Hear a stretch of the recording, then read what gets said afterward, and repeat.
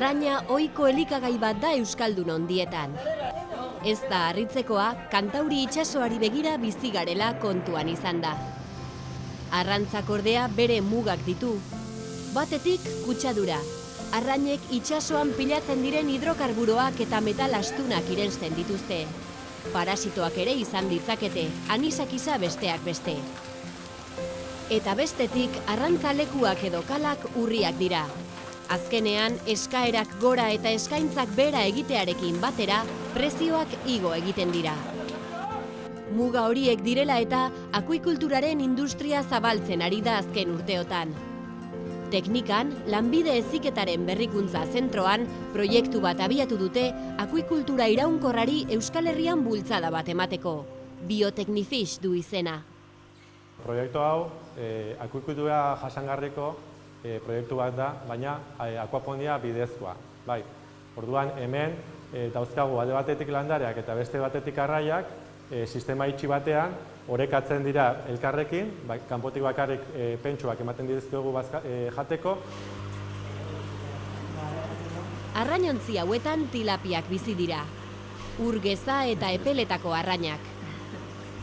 Horien gainean landareak hazten dituzte. Sustraiak uretan sartuta, arrainek jaten ez duten materia organikotik eta haien hondakinetatik elikatzen dira. Sistema nahiko autonomoa da beraz. Pentsua besterik ez du behar. Gaur egungo akuikultura itsaso ertzean kokatzen da batez ere eta itsaso ondareak asko kutsatzen dituen sistema irekiak dira, ez? Gure sistema guk deitzen dugu akuikultura jasangarria, baina akuaponia erabiltzen dugu hortarako. Zergatik, akuaponia sistema itxia delako, orduan kutsadura aldetik ez du dere kutsatzen, eta sistema hau martxan jartzeko behar diren parametroak ura, energia eta elikagaien kudeaketa jasangarria egiten dugulako ere.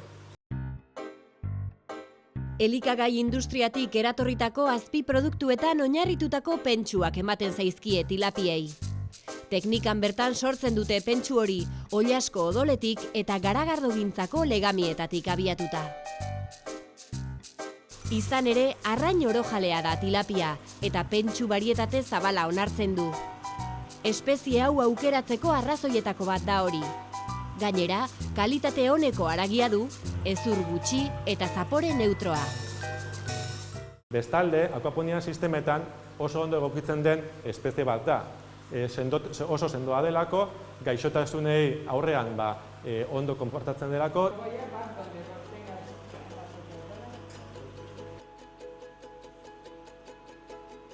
Biotecnifish proiektuaren lehen fasean laborategi hau eta arrain haztegi bat eraiki dituzte. Orain bigarren faseari ekingo diote, arrain eta landare produkzioari zuzendutako instalazio handi bat jarriko dute martxan, ekoizpen modu berritzaile honen aukerak aztertzeko.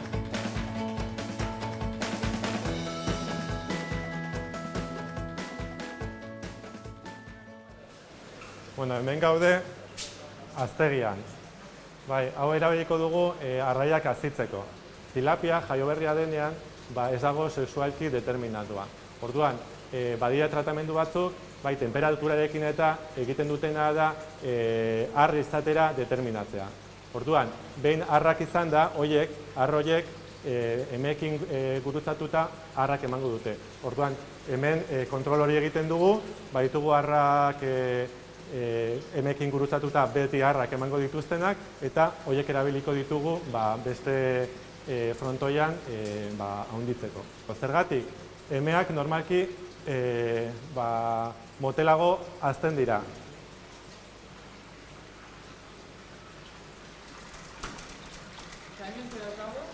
Hemen dauzkagu tilapia arrak. Orduan, hor arraiak daude, baina beharrezkoa dena ere dira landareak.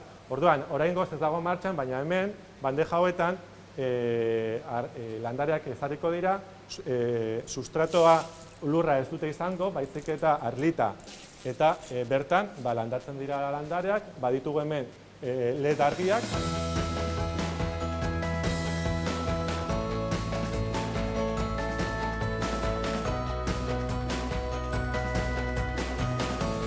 arraiek sortzen duten hondakinak eta baita jaten ez duten pentsu hori, materia organiko hori, egiten duguna tutuetatik rezirkulatu eta landare irekatzeko bideratu.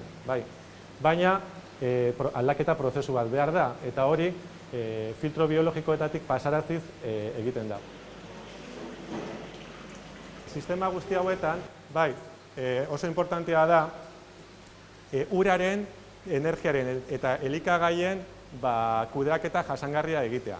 Energia kudeatzeko, hemen badaukagu kanpokaldean galdara bat, biomasako galdara bat, eta bertatik sortzen den bero hori egiten dugu hemen bildu. Eta erabiltzen dugu ur bero hau diluituta gure sistema elikatzeko. Sistema autonomo, kontrolatu eta garbia garatu eta gizarteratzea da helburua. Lanbide heziketako zentroen bitartez egingo dute hori, Brin enpresaren laguntzaz. Akuikultura jasangarriaren bidez hazitako tilapia Euskal Herriko arrandegietan lehenbailen ikus dezagun.